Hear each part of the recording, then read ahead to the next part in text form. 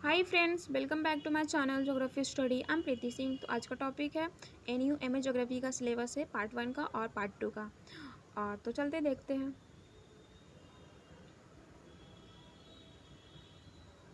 तो ये है एमए ज्योग्राफी का फर्स्ट ईयर का सिलेबस है ये। तो जो फर्स्ट ईयर में टोटल 8 पेपर होते हैं, तो टोटल 8 पेपर का नाम दिया गया है।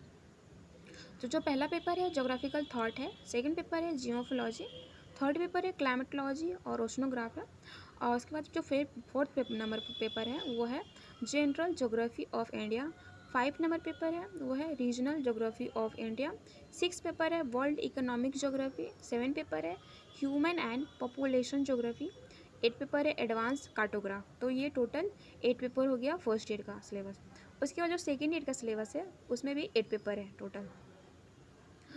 जैसे कि फर्स्ट ईयर में 8 पेपर कंप्लीट हो जाता है तो 9 पेपर से स्टार्ट होता है। तो जो सेकेंड ईयर का 9 पेपर है पहला वो है geography of rural settlement. 10 paper है अर्बन ज्योग्राफी। उसके बाद 11 पेपर है रीजनल प्लानिंग एंड डेवलपमेंट। उसके बाद जो 12 पेपर है इन्वायरमेंटल एंड बायो ज्योग्राफी है। उसके बाद 13 पेपर है वो है कल्चर एंड ट्रिवल ज्योग्राफी। उसके बाद जो 14 नंबर पेपर है वो है जीआईएस मतलब रिमोट सेंसिंग है। उसके बाद जो 15 नंबर जो पेपर है 15 वो है पॉलिटिकल ज्योग्राफी। उसके बाद जो 16 है पेपर है वो है ट्रांसपोर्ट ज्योग्राफी। तो ये टोटल हो गया सेकेंड ईयर का सिलेबस हो गया 8 पेपर। उसके बाद देखते हैं कि कौन सा पेपर में कौन से पेपर से असाइनमेंट है और कौन से पेपर से प्रैक्टिकल एग्ज़ाम है वो। तो फर्स्ट ईयर का पहले देखते हैं। तो फर्स्ट ईयर में पेपर 1 से असाइनमेंट है 20 नंबर का और पेपर 5 से 20 नंबर का असाइनमेंट है और 2 पेपर का असाइनमेंट हो गया। उसके बाद जो 6 पेपर बच गए उसका प्रैक्टिकल एग्ज़ाम है। तो जो टोटल पेपर का रिटन एग्ज़ाम होता है 80 नंबर का होता है, 20 नंबर का असाइनमेंट होता है और 20 नंबर का प्रैक्टिकल एग्ज़ाम होता है। ये हो गया फर्स्ट ईयर का। उसके बाद जो सेकेंड ईयर का है, तो सेकेंड ईयर में 2 पेपर का प्रैक्टिकल एग्ज़ाम है और 6 पेपर का असाइनमेंट है। तो अर्बन ज्योग्राफी से प्रैक्टिकल एग्ज़ाम है और उसके बाद ट्रांसपोर्ट ज्योग्राफी से असाइनमेंट प्रैक्टिकल एग्ज़ाम है 2 पेपर का और 6 पेपर का असाइनमेंट है। तो ये हो गया। जैसे कि पेपर वाइज दिया हुआ है तो हर पेपर में यूनिट वाइज करके टॉपिक है। तो जैसे कि एग्ज़ाम में टॉपिक वाइज से क्वेश्चन आता है और सिलेबस में तो ऐसे करके दिया नहीं है कि कौन सा टॉपिक से एग्ज़ाम में आएगा। तो हर पेपर में काफ़ी सारी यूनिट है। तो उसके लिए कौन से यूनिट्स में एग्ज़ाम में कौन सी यूनिट से क्वेश्चन आए, इसके लिए आप लोगों को क्या करना होगा कि जैसे कि यूनिट दिखा दे रहे हैं कि कौन से पेपर में मतलब कोई भी पेपर में कितने सारी यूनिट है और उतने सारी यूनिट को कवर करना मतलब काफ़ी लग सकता है टाइम।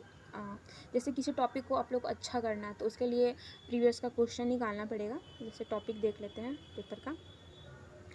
जैसे कि ये है 6 पेपर है वर्ल्ड इकोनॉमिक ज्योग्राफी। तो इसमें देखिए काफ़ी सारे यूनिट दिया हुआ है। जैसे कि ये सेक्शन ए है इसका। तो सेक्शन ए में काफ़ी सारी यूनिट है। यहाँ पर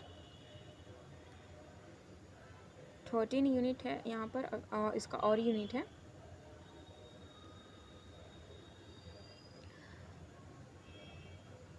यहाँ पर टोटल इसका यूनिट है 18। तो ये सेक्शन ए का है। उसके बाद जो सेक्शन बी है उसका यूनिट है ये यहाँ से। तो इसका जो सेक्शन बी का यूनिट है उसका भी काफ़ी यूनिट है। इसका भी 13 यूनिट है।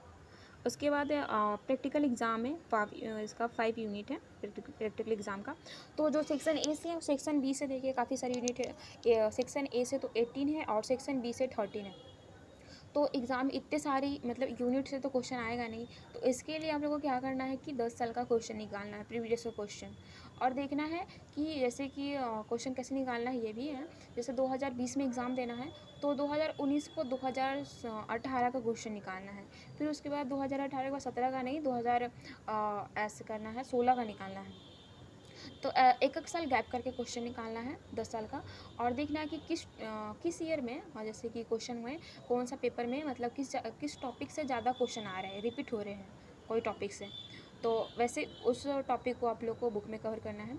और उसके बाद जैसे इस बार जो क्वेश्चन आया था थोड़ा चेंज था, क्योंकि इसमें इस साल जो क्वेश्चन आया था ना वैसे क्वेश्चन थे जो एक साल आ चुके हैं, रिपीट नहीं हुए।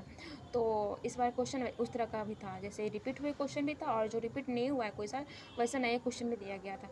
तो दोनों क्वेश्चन को आप लोग को देखना है और उसको बुक में जो टॉपिक से ज़्यादा क्वेश्चन आ रहे हैं उस टॉपिक को अच्छे से कवर करना है, पढ़ना है।